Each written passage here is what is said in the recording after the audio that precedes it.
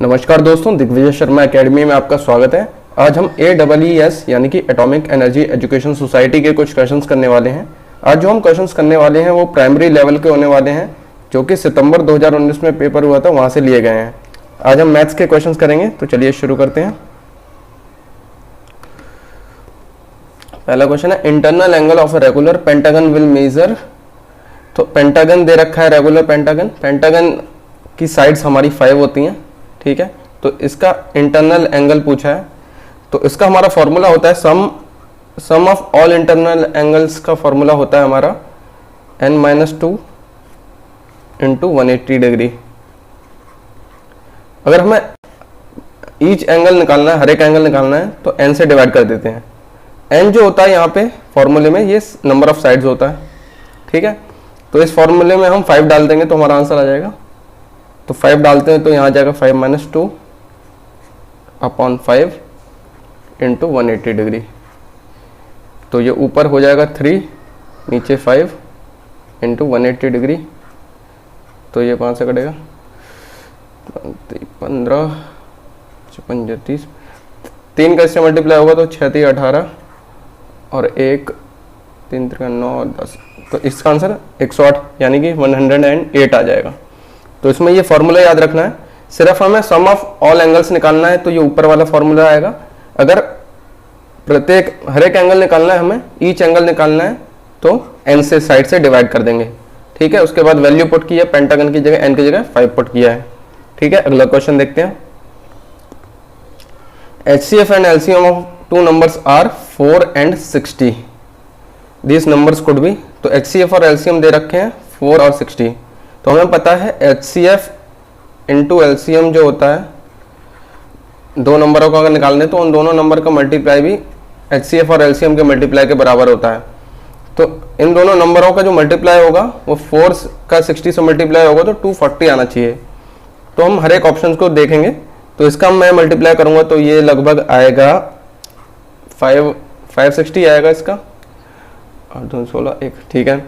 अब ये भी देखिए 24 का 32 से आएगा, तो ये हमारा, इसको 20 मानूं, इसको 30 मानूं, तब भी ये 600 से ऊपर आने वाला है।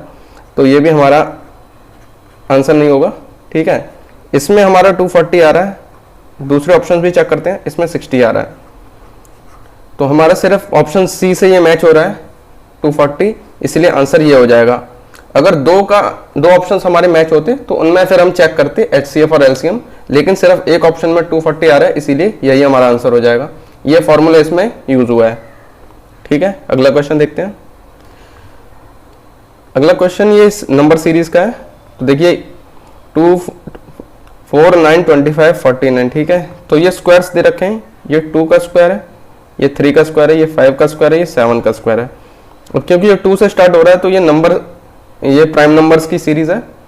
तो ये 2 3 5 7 के बाद 9 नहीं आएगा, यहाँ पे 11 आएगा, ठीक है।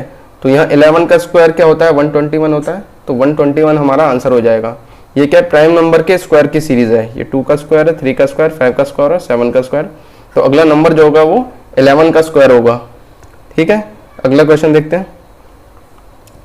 What will be the value of A if 6 digit number 111A05 is divisible by 9। तो 9 का जो डिविजिबिलिटी टेस्ट होता है उसमें हम सम ऑफ नंबर्स निकालते हैं। तो सम ऑफ नंबर इसका निकालते हैं तो आएगा 1 + 1 + 1 प्लस A + 0 + 5। तो ये हो जाएगा 3 + 5 8, 8 + A आ जाएगा। अगर ये नंबर हमारा डिविजिबल है 9 से, तभी ये पूरा का पूरा नंबर जो है वो 9 से डिविजिबल होगा। तो A की वैल्यू अगर मैं यहाँ 1 रखता हूँ तो ये 9 आ जाएगा, जो कि 9 से डिविजिबल हो जाएगा। इसीलिए A की वैल्यू क्या हो जाएगी हमारी, 1 हो जाएगी। सम ऑफ नंबर्स निकाल के जो आंसर आएगा वो अगर 9 से डिविजिबल है तो हमारा पूरा का पूरा नंबर जो होता है वो 9 से डिविजिबल होता है, ठीक है। ये याद रखना है इसमें। अगला क्वेश्चन देखते हैं। Area of a square having perimeter equal to that of rectangle having sides 10 centimetre and 6 centimetre. तो इसमें ये दे रखा है एरिया ऑफ स्क्वायर हमें निकालना है, जिसका पेरीमीटर हमें दे रखा है। तो पेरीमीटर स्क्वायर का दे रखा है पेरीमीटर ऑफ रेक्टेंगल के, ठीक है। तो रेक्टेंगल की साइड दे रखी है तो इसका पेरीमीटर हो जाएगा 2 इंटू एल प्लस बी। तो एल दे रखा है हमें 10, बी दे रखा है 6, तो ये हो जाएगा 16 इंटू 2, ये 32 आ जाएगा, ठीक है। तो पेरीमीटर स्क्वायर का होता है 4 इंटू साइड, साइड को हम ए मान लेते हैं, तो इससे साइड आ जाएगी हमारी, ये 8 बार कट जाएगा, तो साइड आ गई 8, ठीक है। अब इसका स्क्वायर का एरिया हो जाएगा ए का स्क्वायर, यानी कि 64 हो जाएगा। अभी जो आंसर आया है वो हमारा सेंटीमीटर स्क्वायर में आया है, क्योंकि ये सेंटीमीटर था, ये सेंटीमीटर स्क्वायर में आया है। तो देखिए ये वाला आंसर हमारा गलत है, 60 नहीं है, 600 भी नहीं है, हमारा 64 सेंटीमीटर स्क्वायर है। ये जो है मीटर में दे रखा है, तो 64 सेंटीमीटर स्क्वायर जो होता है वो 0.64 मीटर स्क्वायर नहीं होता है, ठीक है। इसको मैं अगर mm में कन्वर्ट करके देखता हूं तो 1 सेंटीमीटर में 10 mm होते हैं, तो 1 सेंटीमीटर स्क्वायर में क्या हो जाएंगे, 100 mm स्क्वायर हो जाएंगे, ठीक है। इसलिए हमारा 64 सेंटीमीटर स्क्वायर हो जाएगा 6400 mm स्क्वायर, इसीलिए हमारा आंसर क्या है, बी हो जाएगा, ठीक है। मीटर में अगर मैं इसको कन्वर्ट करता तो ये 6400 में 4 0 से डिवाइड करना पड़ता, जो कि आंसर आता 0.0064 आता है, ठीक है, 0.64 नहीं आता। आंसर हमारा क्या आ रहा है, 6400 mm स्क्वायर। तो मिलीमीटर में कन्वर्ट कर लेना, ये कन्वर्जन पता होना चाहिए और फॉर्मूलेज ये पता होना चाहिए पेरीमीटर स्क्वायर के और रेक्टेंगल के, ठीक है। अगला क्वेश्चन देखते हैं, how many minutes in 3/5 of an hour. तो 3/5 और 1 आवर दे रखा है, तो 1 आवर में 60 मिनट्स होते हैं, तो 5 से 1 काट लेंगे 12 बार, 12 3 जा 36, तो ये 36 मिनट आ जाएगा। इजी क्वेश्चन है, बस आर की जगह मिनट 60 से हमें मल्टीप्लाई करना है। अगला क्वेश्चन है, a watch reads 4:30 if the minute hand points east, in which direction will the hour hand point. तो ऐसे अगर मैं क्लॉक बना लेते हैं तो ठीक है, तो ये हमारा 4 हो जाएगा, ये 5 हो जाएगा, ठीक है। तो 4:30 में क्या होगा, आर हैंड यहाँ पे पॉइंट करेगी 4 की तरफ और मिनट हैंड यहाँ पे पॉइंट करेगी 6 की तरफ, ठीक है। तो अभी हमको दे रखा है मिनट हैंड जो है वो ईस्ट की तरफ पॉइंट कर रही है, तो ये ईस्ट है, ये अगर ईस्ट है तो इसके सामने वाला वेस्ट हो जाएगा, ये नॉर्थ हो जाएगा और ये साउथ हो जाएगा। अब पूछा जा रहा है in which direction will the R end point. तो आर एंड जो है वो नॉर्थ और ईस्ट के बीच में पॉइंट कर रही है, इसीलिए हमारा आंसर क्या हो जाएगा, नॉर्थ ईस्ट हो जाएगा, ठीक है। इसमें बस ये डायरेक्शन हमें पता होना चाहिए, तो इजीली आंसर हम निकाल सकते हैं। अगला क्वेश्चन देखते हैं, if x ratio y is equal to 1:2 find the value of 2x + 3y ratio x + 4y। तो इसमें क्या करना है, x की जगह हमें 1 वैल्यू पुट करनी है और y की जगह 2 करनी है। तो 2 × 1 + 3 × 2, अब रेशियो तो डिवाइड में कर देंगे, x की जगह 1 और y की जगह 2, ठीक है। तो ये आ जाएगा 2 + 3 2 6 डिवाइड बाय 1 + 8, तो ये आंसर आ जाएगा हमारा 8/9, तो 8:9 आंसर हो जाएगा, यही आंसर हमारा हो जाएगा, ठीक है। x की जगह 1, y की जगह 2 पुट कर देना है, सॉल्व करना है खाली। अगला क्वेश्चन देखते हैं, तो इसमें ये सॉल्व करना है हमको, तो इसमें इनकी सबको हम इंडिविजुअली निकाल लेंगे, ठीक है। 17 का क्यूब निकालना है, तो 17 का स्क्वायर हमें पता है 289 होता है, तो 289 को मैं 17 से मल्टीप्लाई कर दूंगा तो उसका क्यूब आ जाएगा। तो इसको सॉल्व कर लेना है सिंपली, 7 9 63, 6 56 और 6 6 2 14 और 26, ठीक है। 289 3 11 1 8 9, तो ये 4913 आ गया हमारा 17 का क्यूब। अब 12 का क्यूब याद होना चाहिए, वैसे तो 728 होता है, वैसे आप 144 × 12 करके भी निकाल सकते हैं, ठीक है, क्योंकि एग्जाम में काफ़ी टाइम होने वाला है। और 5 का क्यूब जो है वो होता है 125, ठीक है। तो ये दोनों ही क्या है, हमारे माइनस होने वाले हैं, इसीलिए दोनों को हम पहले ऐड करेंगे, फिर इसमें से माइनस कर देंगे। तो इसको ऐड करेंगे पहले, 8 5 13 हो जाएगा, 2 2 4 + 1 5, 7 + 1 8 और 1 1853 इसमें से माइनस कर देना है,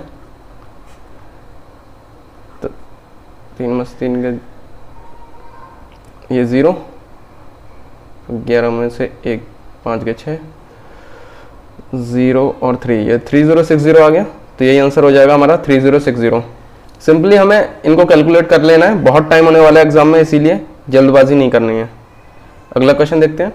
how many edges a regular polyhedron having 12 faces and 20 vertices will have. तो इसमें हम ये फॉर्मूला यूज करने वाले हैं F + V - E = 2। इसे यूलर फॉर्मूला भी कहते हैं। तो हमें एजेस निकालने हैं, तो E हो जाएगा F + V - 2। ठीक है, तो F जो है फेसेस होते हैं, V वर्टिसेस होते हैं, E एजेस होते हैं इसमें। तो एजेस निकालने हैं, तो फेसेस हमें दे रखे हैं 12, वर्टिसेस दे रखे हैं 20 और 2 लिख देंगे। तो यही हमारा E का आंसर हो जाएगा। 12 + 20 32 हो जाएगा, 32 - 2 हो जाएगा 30। तो हमारा आंसर 30 हो जाएगा। ठीक है, इसमें ये फॉर्मूला याद रखना है, ये फॉर्मूला याद होगा तो बहुत इजीली कर सकते हैं, नहीं तो मुश्किल हो जाएगा ये क्वेश्चन। अगला क्वेश्चन देखते हैं। टोटल सरफेस एरिया हमें निकालना है कोन का, हैविंग बेस डायमीटर दे रखा है 10 सेंटीमीटर और हाइट दे रखी है 12 सेंटीमीटर। तो डायमीटर दे रखा है 10, तो रेडियस हो जाएगा आधा उसका 5, हाइट दे रखा है 12 सेंटीमीटर। ठीक है, अब टोटल सरफेस एरिया निकालने के लिए हमें स्लांट यानी L निकालना होगा, जो कि ऐसे निकाल सकते हैं √r² + h² करके। तो ये हो जाएगा 5² + 12², तो ये हो जाएगा 25 + 144 169। तो 169 का रूट होता है 13, तो L की वैल्यू 13 आ जाएगी। ठीक है, अब हमारा टोटल सरफेस एरिया जो है पाई के टर्म्स में निकालना है, इसे पाई की वैल्यू नहीं रखेंगे यहाँ पे। तो टोटल सरफेस एरिया हो जाएगा, इसका फॉर्मूला होता है πr ब्रैकेट में L + R। तो पाई को वैसे ही लिख देना है, R की वैल्यू हमको 5 रखनी है, 5 है। ठीक है, L हमने 13 निकाला है, R है 5। ठीक है, 13 + 5 18 हो जाएगा, तो 18 × 5 होता है 90। ठीक है, तो ये आंसर हमारा आ जाएगा 90 पाई। ठीक है, तो ऑप्शन डी हमारा आंसर हो जाएगा 90 पाई। इसमें क्या करना है, हमें L की वैल्यू निकालनी है, उसके बाद ये फॉर्मूला पता होना चाहिए कौन का, टोटल सरफेस एरिया का। अगला क्वेश्चन देखते हैं। The count of a certain breed of bacteria was found to increase at a rate of 2% per our. तो हर एक आवर में 2% बैक्टीरिया का काउंट बढ़ जा रहा है। तो find the bacteria at the end of 2 hours. ठीक है, 2 आवर के बाद कितने बैक्टीरिया बढ़ जाएंगे वो बताना है, एंड में कितना हो जाएंगे वो बताना है। ठीक है, तो इनिशियली हमें 6 लाख दे रखे हैं। ठीक है, तो ये 6 लाख हैं। ठीक है, तो 1 घंटे के बाद ये 1 घंटे के बाद इसमें कितना इंक्रीज हो जाएगा, 2%। तो इसका 1% क्या होगा 6 लाख का, 6 लाख का 1% हो जाएगा 6000। तो 2% 6 लाख का हो जाएगा 12000।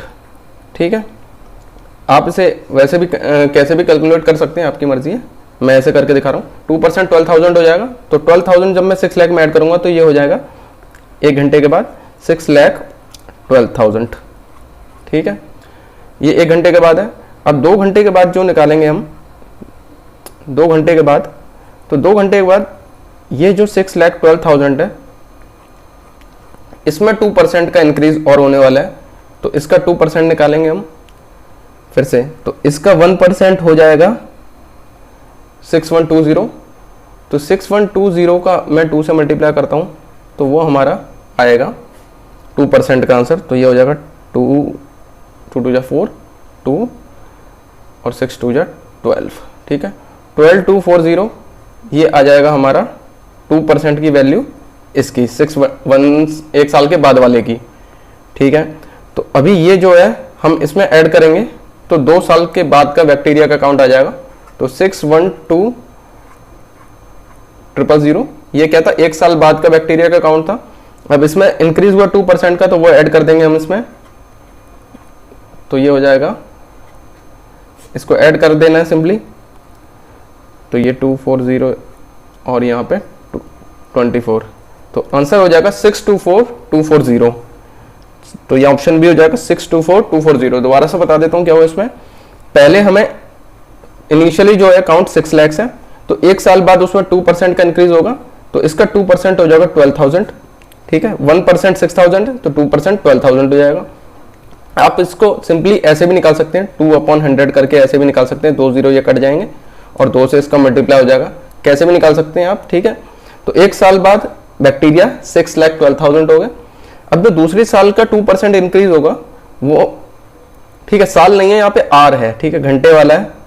ठीक है, मैंने गलती से साल बोल दिया, घंटे वाला है। हर एक आर में ये इंक्रीज हो रहा है, तो दूसरे आर में जो इंक्रीज होगा वो इसके 6,12,000 का 2% इंक्रीज होगा, तो इसका 2% निकालेंगे तो ये आएगा 12,240।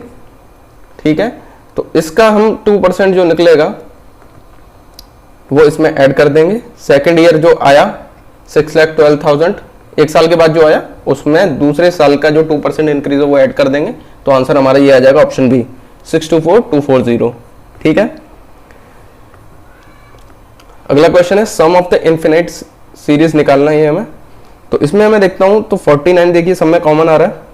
ठीक है, और यहां से अगर मैं खास करके देखता हूं तो 0.3 हमारा इंक्लूड हो रहा है, 0.3 का स्क्वायर, ये 0.3 का क्यूब। ठीक है, ऐसे करके बढ़ता जा रहा है, तो ये 49 तो ये अलग हो जाएगा। इन वालों में से अगर मैं 49 कॉमन ले लेता हूं तो ये बन रहा है 0.3 प्लस 0.3 का स्क्वायर,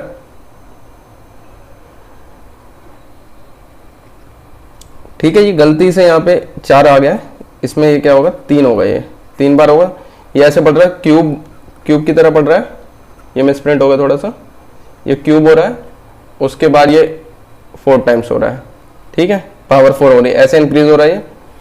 तो इस तरह की जो सीरीज होती है इनफाइनाइट तक जाती है, तो उसका फॉर्मूला सम का होता है, सम ऐसी इनफाइनाइट सीरीज का होता है a/1 - r, जहां पे a होता है ये फर्स्ट टर्म होती है और r जो होता है ये कॉमन रेशियो होता है, जिससे ये हर टर्म मल्टीप्लाई हो रही है।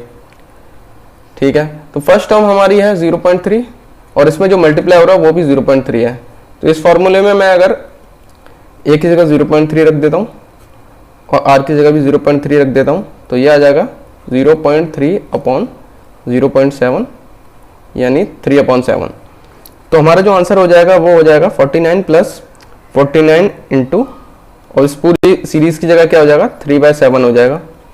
ठीक है, तो ये 7 से ये 7 कट जाएगा, 7 3 यहाँ पे 21 आ जाएगा, तो 49 में 21 ऐड हो जाएगा, तो ये आ जाएगा हमारा 70।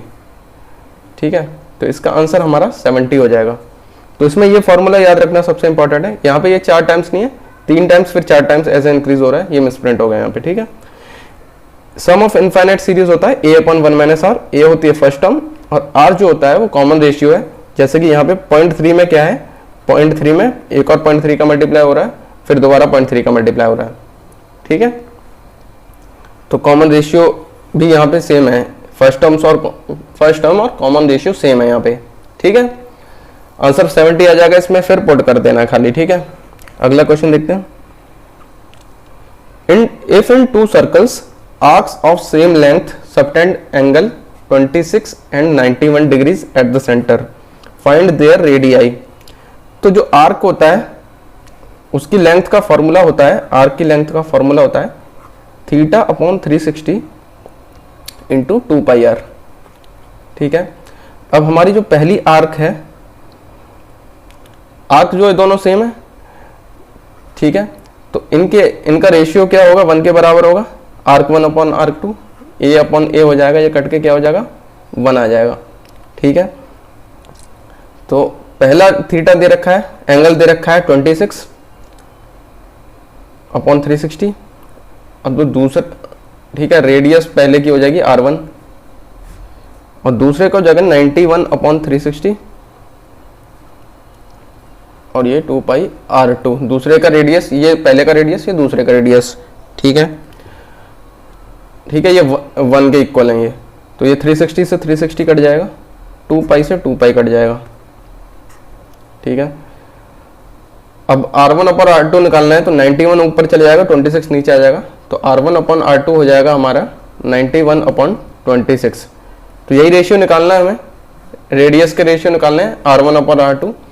तो ये R1 अपॉन R2 हो जाएगा 91 अपॉन 26, ये 13 से कट जाएगा, 13 से कट जाएगा, 13 7 जा 91 होता है और 13 2 जा 26 होता है। तो रेशियो आ रहा है 7 अपॉन 2, तो 7:2 हमारा आंसर हो जाएगा रेडियस का, ठीक है। तो इसमें ये इंपॉर्टेंट है, आर्क का फॉर्मूला पता होना चाहिए, थीटा अपॉन 360, ठीक है। अगर आपको इन क्वेश्चंस में किसी में ज़्यादा दिक्कत हो रही है तो आप कमेंट्स में लिख सकते हैं, उस क्वेश्चन के पूरे टॉपिक को मैं करा दूंगा, जिससे ये काफ़ी इजी हो जाएगा, ठीक है। अगला क्वेश्चन देखते हैं। अगला क्वेश्चन दे रहा है with respect to the circle, ये इक्वेशन सर्कल की है। इसमें ये पॉइंट जो है वो हमें बताना है कि ये सेंटर पे है, सरकमफेरेंस पे है, इनसाइड सर्कल है या आउटसाइड सर्कल है, ठीक है। तो इसमें कैसे क्या करना होता है, ये जो पहली टर्म होती है ये x की टर्म होती है, ये y की टर्म होती है, इनकी वैल्यू हमें इसमें डालनी होती है। और अगर आंसर जो है वो पॉजिटिव आता है तो जो हमारा पॉइंट है वो सर्कल के आउटसाइड होगा, नेगेटिव आता है तो इनसाइड होगा, और अगर 0 आ जाता है तो सरकमफेरेंस पे हो जाएगा, ठीक है। तो इसमें देखते हैं, x की जगह 2 रखते हैं तो 2 का स्क्वायर प्लस y स्क्वायर यानी कि 3 का स्क्वायर माइनस 6x यानी 6 2 जा 12 माइनस 8y यानी 8 3 जा डायरेक्ट लिख लेना 24, ठीक है। तो ये 4 + 9 माइनस 12 माइनस 24, तो ये माइनस 36 हो जाएगा और ये माइनस ये 13 हो जाएगा। तो 36 इसमें से जो भी आंसर आने वाला है माइनस में आने वाला है, ठीक है, इसलिए हमारा जो आंसर हो जाएगा इनसाइड द सर्कल हो जाएगा, ठीक है। तो इसमें ये ध्यान रखना, इनकी वैल्यूज पुट करनी है, और ये अगर प्लस हो जाएगा तो आउटसाइड सर्कल हो जाएगा, माइनस में इनसाइड सर्कल, और 0 में ऑन द सर्कमफेरेंस, ठीक है। सेंटर के लिए ये पूरा डिटेल में पढ़ना पड़ेगा, तो अभी इतना ही पता रखिए, ठीक है। अगला क्वेश्चन देखते हैं। The equation of the straight line passing through points 2,3 and 3,2 is. तो इसमें भी ये फर्स्ट टर्म जो होती है वो x की होती है, दूसरी y की होती है। तो हमें करना क्या है, ये टर्म्स हमें इसमें डाल के देखना है x की, अगर ये इक्वेशन सेटिस्फाई कर रही है या नहीं, ठीक है। तो इस इक्वेशन में डाल के देखते हैं। x की जगह मैं 2 रखता हूँ